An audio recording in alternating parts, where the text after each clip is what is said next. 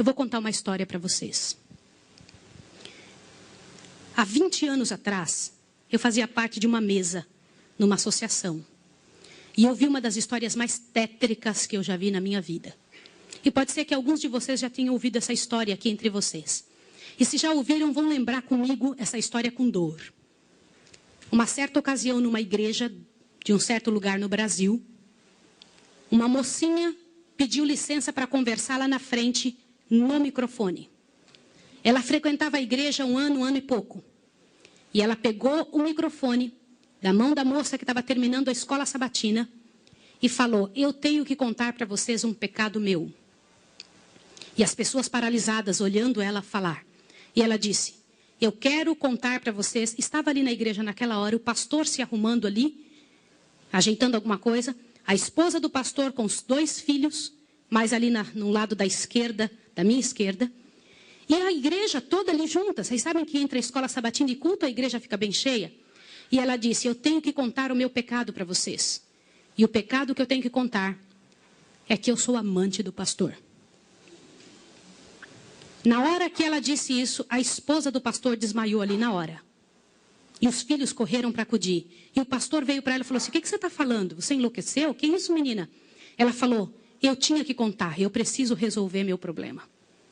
Eu preciso salvar a sua alma. Eu preciso resolver você. Os danitas, eles sempre usam essa, cuidado, eu preciso ajudar. Sempre usam a palavra da ajuda, viu? E naquele momento a igreja toda ficou em alvoroço. Eu não preciso dizer que não houve culto. Não houve culto. Não conseguiram fazer o culto. A esposa do pastor foi levantada dali, foi levada lá para fora.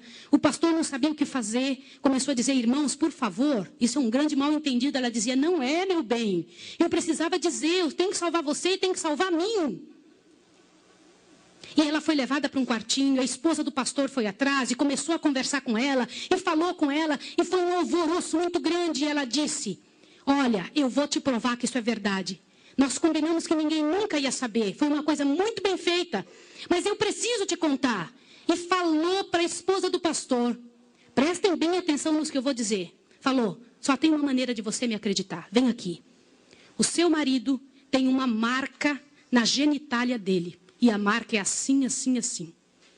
E a esposa olhou para ela e acreditou nela na hora. Sabe por quê? Porque aquele pastor nunca tinha tido contato sexual com nenhuma pessoa, só com sua esposa. Eles se casaram virgens. E ela disse: ninguém sabe disso. Como é que essa moça sabe? Consegue imaginar o que é isso? E ela também nunca tinha contado isso para ninguém. E ela pegou a esposa do pastor, passou a acreditar. E ela contou detalhes sobre o corpo do pastor, detalhes sobre ele, até de coisas que ele falava enquanto dormia. Preste atenção. Eu não preciso dizer para vocês que aquele casamento acabou. A igreja todinha daquele pastor entrou num estado de bancarrota que vocês não têm ideia. Uma palavra, como diz Tiago, pode estragar a vida de uma pessoa para sempre. Sabe quantos anos se passou dessa história? Até que eu fiquei sabendo, isso foi há 20 anos atrás que eu fiquei sabendo. Já tinha se passado 20 anos que isso tinha acontecido. Por que eu fiquei sabendo dessa história? Foi numa mesa, numa comissão, numa associação.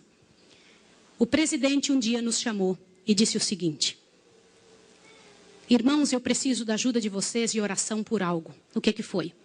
Há 20 anos atrás aconteceu a história de um pastor e contou toda a história para nós. Foi numa igreja assim, assim, assim, e nós tiramos a credencial desse pastor. E esse pastor foi para um sítio e ficou sozinho. A esposa dele é casada, tem outros filhos, está vivendo a vida dela. Mas eu fui chamado, olha o presidente nos contando. Eu fui chamado há alguns dias na casa de uma senhora com os cabelos todos brancos morrendo de câncer. E essa mulher morrendo de câncer pediu muito para falar com o pastor. Mas tinha que ser o presidente da igreja adventista. E eu fui até lá porque eu sou o presidente. Quando eu cheguei lá, a mulher me contou que ela tinha sido a moça que tinha falado aquilo do pastor. A amante, a suposta amante do pastor. E ela contou para o presidente que ela havia inventado toda essa história. Mas como que ela sabia dos detalhes do corpo do pastor? Na ocasião, em que ela tinha se apaixonado pelo pastor. Ela trabalhava como faxineira dentro do hospital. E o pastor foi internado, prestem atenção, internado para uma cirurgia de apêndice e passou muito mal. E ela era amiga de uma enfermeira.